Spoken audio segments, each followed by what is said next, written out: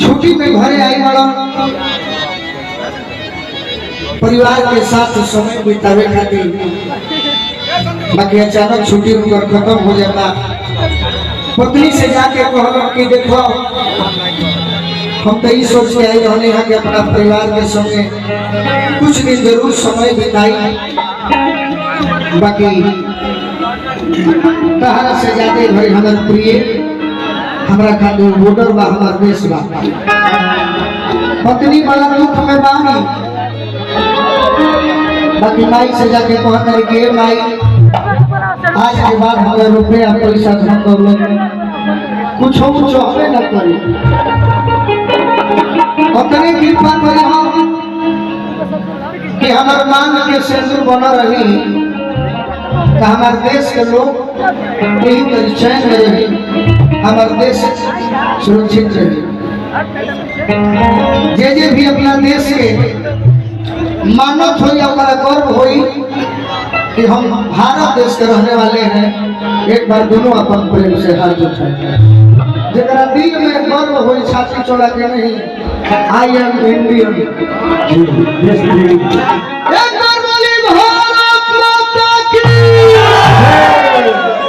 देखिए पत्नी माई के दरबार में जाके अपना पति के सिंदूर के लाज बचावे खातिर माई से का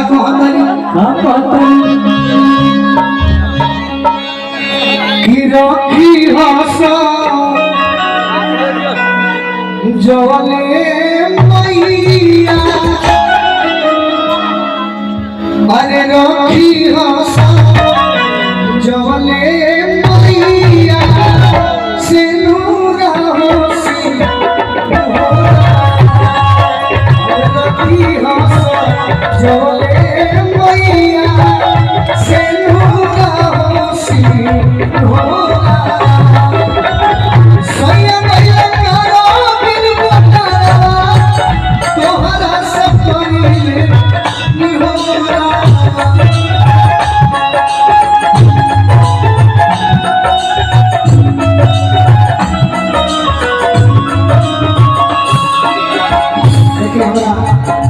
फिर से बहुत बहुत प्यार दुलार मान सम्मान साथी इनका भट्टा बड़े भैया मंटू भैया की ओर से बहुत बहुत गीत पर पुरस्कार मिला। नारायण जी की कृपा हमारा मंटू भैया के साथ साथ और हर मित्र को बना रहो। सही है पहले करो दिल बोला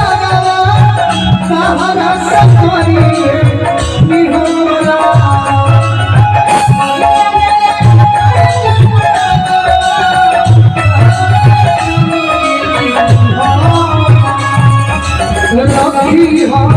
सजवले मैया सिंदूर होसी होला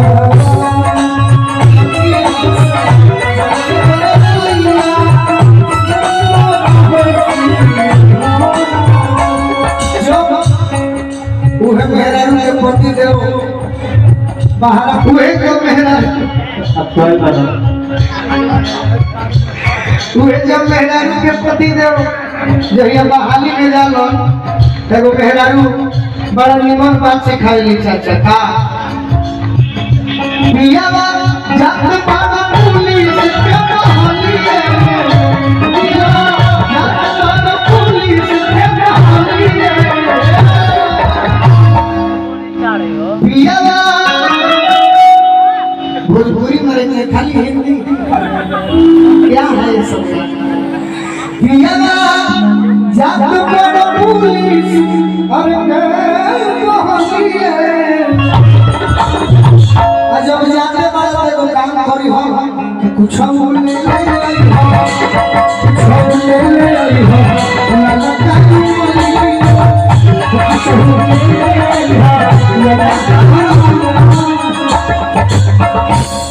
आओ एक कोरोना के तीसरा लो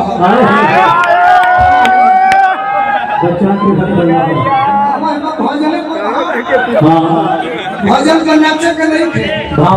भजन में भाड़ दे निकाल से हमरो यूट्यूब पर लोग कहे कि गोलू राजा अश्लील गीत ना गावेला, बाकी ये देखी पहली बार पहली बार भजन को भाड़ते हुए क्या कर रहे हो यह भाई बा नहीं क्या हुआ है यह नहीं हुआ है सभी ने खाली बाबा देखो भोजपुरी पूछे कहाँ घर नेपाल बता तो नाम सब नहीं खेला बॉर्डर के बाड़ी बॉर्डर पर रक्सौ के देखिए अच्छा कहीं करोगे भोजपुरी बुझा ले तो चलने में देने नहीं घर से कौन हमें ब्याह करेगा मंच पर आप आई हैं तो अपना हम स्वागत करते हैं हमारा कहे करती है बात कि भोजपुरी में एवं मेहनत अपना मर्द को सिखा के कहते हैं आचर बुझे हाँ अतरी डांस करें भजन में करे प्रियवा जात बड़ पुलिस के बहाली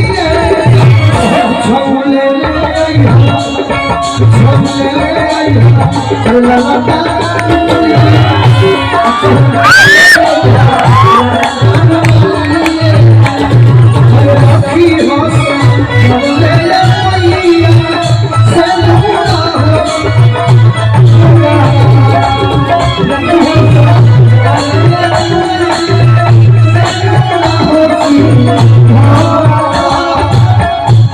अब 2 मिनट खाली चेक कर ड्राई हो गई है ना वो ठीक बड़ी आवा फोन कर सरोगी समझ के निकाले घर हो बारी बारी से वैक्सीन चेक हो आओ बोला ना कहां मरल भाई दूसरा गोली वाली के ना हां मंटू भैया जानता नहीं हमारा बुलावे के कारण ये है बा मान के चली कि हो लोग आई बात तिथि के रूप में कलाकार के रूप में हां बाकी ओरिजिनल पैसा साधा काम हम ही जानीला आखिर लोग नाची को हां यही में फेंक अरे राखी हंसा जगे मैया से दूरा हो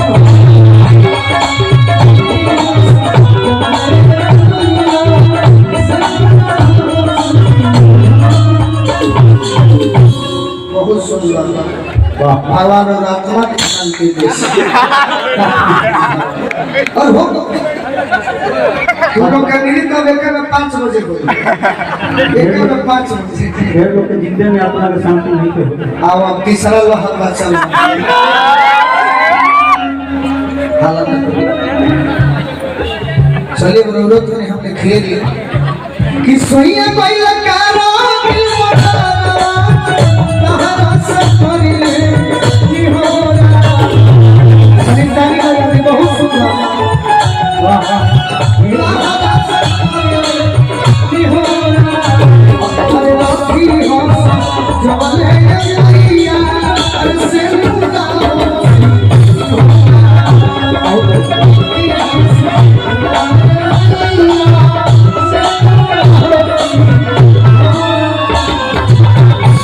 तीनों जने के बहुत सुंदर जा सरस्वती की कृपा तीनों जने के 500 गई अच्छा है भजन को एक दिन बोला ना सब ठीक है तीनों आप लोग अच्छे हैं तीनों कलाकारों के लिए एक बार ताली बजाई हो जाए कोई भी कलाकार है कोई पेट में से सीख कर आता नहीं है मेहनत करना है सीख जाएंगे एक दिन मेरे कुटिया में मुझे सिखाते हैं और हम गोली जब से लागल तो हमारा भाई को डांसो क्लास खोलने में खाली हम भोजपुरी सिखाने जाना मिलने का समय 8 से 11 बहुत तरीकी अरे बच्चों जो भी रही मैया हमरो सुहाग हो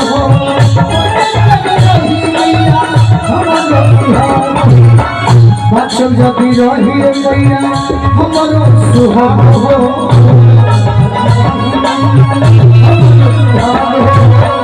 अच्छा भारत मई के लगी नहीं दाम हो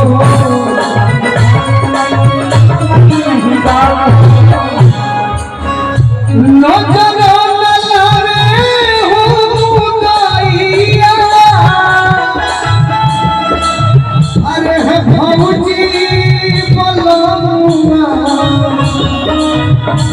सिरोरा नजर लगे हो भैया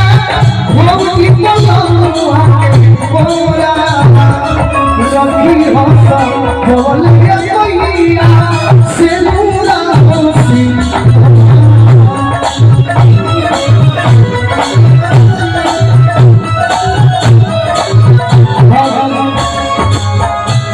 अपन वजह से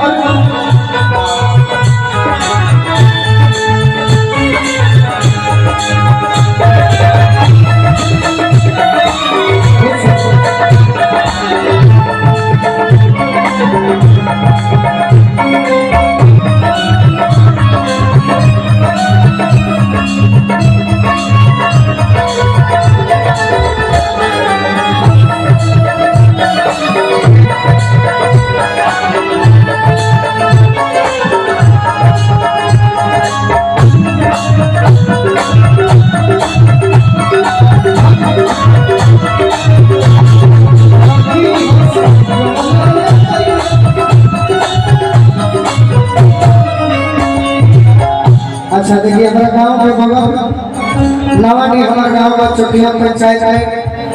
वही पंचायत में फतेहपुर हमारे दीपू भैयारी बनी पहले तो हम स्वागत करो ओकरा बाद प्रणाम करो बहुत बहुत दीपू भैया के धन्यवाद और का औरत कहता रही ससुरी के रसरी बनल जखमी बनम से लाली बाली बिटिया चमके उनके कलम से रहस फुलाई बोलू राजा अरे रखी हो नजरिए के गोरा अच्छा बड़े भैया हमारे कटोरी यादव जी मनपुरा टोल से बहुत बहुत पुरस्कार भैया के बार बार प्रणाम रहस फुलाई बोलू राजा रखी हो नजरिए के गोरा रखी हो जवल भैया से